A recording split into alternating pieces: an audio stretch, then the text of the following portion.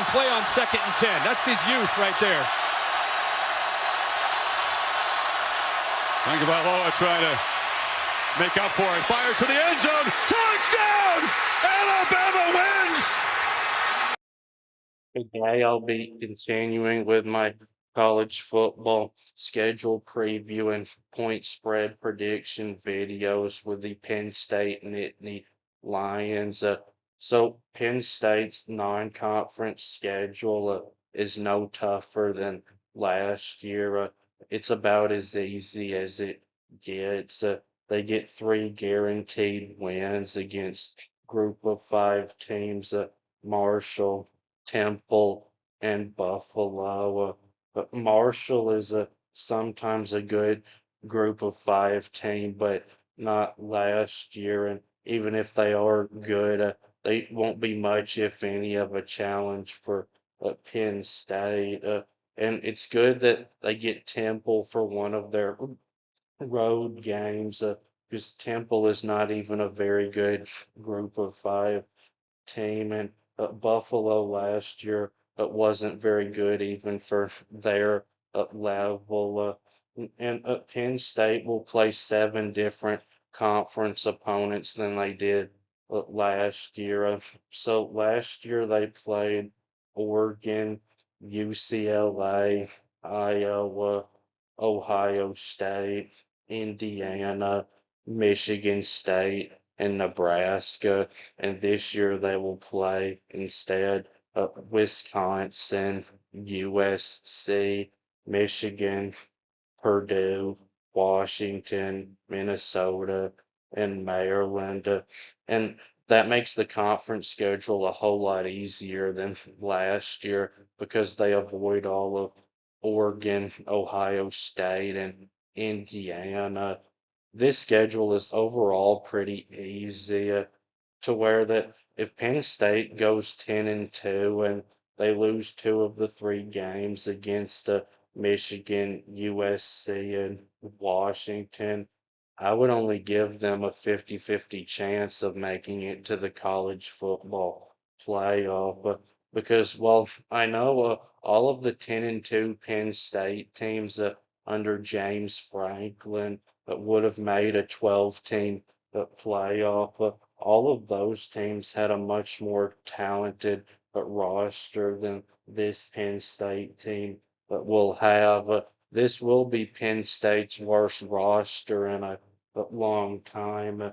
And because of that, even if Penn State were to beat all 3 of USC, Michigan, and Washington, and lose 2 upset games, I would consider them very likely to make it to the college football playoff, but I still wouldn't consider it a guarantee. But with this being a very experienced team, anything under 9-3, I think, would be a disappointment, as easy as this schedule is. But I would still say that 11-1 is the ceiling.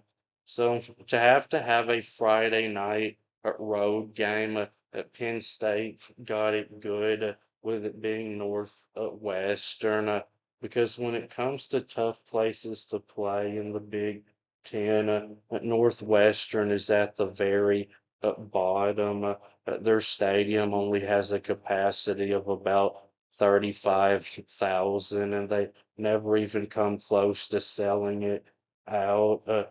It's happened so many times where a team has went on the road on a Friday night and has been favored, which at Penn State will almost certainly be in this game. And the environment was just too much for them to handle on a short week, and they get upset. And while the Northwestern loss last year is what finished off James Franklin, if Penn State is back to how they usually have been, which is a good but not elite football team, even though I know Northwestern is coming off what for them is a good season because they won a bowl game, finishing 7-6. This is a game that Penn State should be able to handle with little to no problem. I think that the bye week comes at a bad time because even though it comes right after what I think is the at least likely win on this schedule for Penn State on the road at Michigan, because Michigan I think is the best team on this schedule. It comes before what I think is the easiest game on this schedule besides the group of five teams that Purdue, I think, is as close to a sure win as it gets for Penn State. And the same goes for those last two games, Rutgers and Maryland. I think it would have been best to have had it in between USC and Michigan, because that is by far the toughest two-game stretch on this schedule. And really the only extremely tough stretch I see on this schedule. But on the road at Washington and then hosting Minnesota could be somewhat tough. But it is a nice start to the conference schedule, getting to host Wisconsin, because Wisconsin, I am pretty sure is going to be a bottom half team in the Big Ten again. If there is a minus at the beginning of the spread, that means that Penn State is the favorite. If there's a plus at the beginning of the spread, that means that they're the underdog. A 20 plus spread is a blowout, and there's three of those: Marshall, Temple, and Buffalo.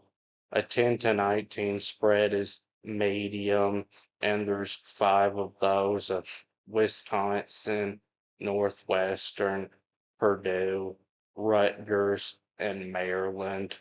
A 6 to 9 spread is close, but there'll be a clear favorite, and there's two of those: Michigan and Minnesota. A 1 to 5 spread means it's almost a complete toss up, and there's two of those: USC and Washington. And if I had to guess exact spreads for these games right now, I'd say Penn State would be about a 30-point favorite over Marshall, and about a 40-point favorite over Temple, and about a 40-point favorite over Buffalo, and about a 17-point favorite over Purdue, and about a 14-point favorite over Wisconsin, and about a 10-point favorite over Northwestern, and about a 2 touchdown favorite over Rutgers, and about a 2 touchdown favorite over Maryland.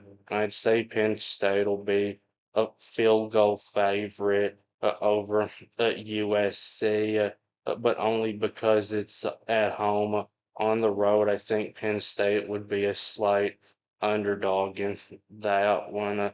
And I'd say Penn State will be a point or two underdog to Washington, but only because it's on the road. At home, I think Penn State would be a field goal favorite in that one. And I'd say Penn State will be a 7-point favorite over Minnesota, and a 6-point underdog to Michigan, but only because it's on the road. At home, that would be in the 1 to 5 range. So that'll be it for this video. Please subscribe. Thanks for watching, and I'll be back soon.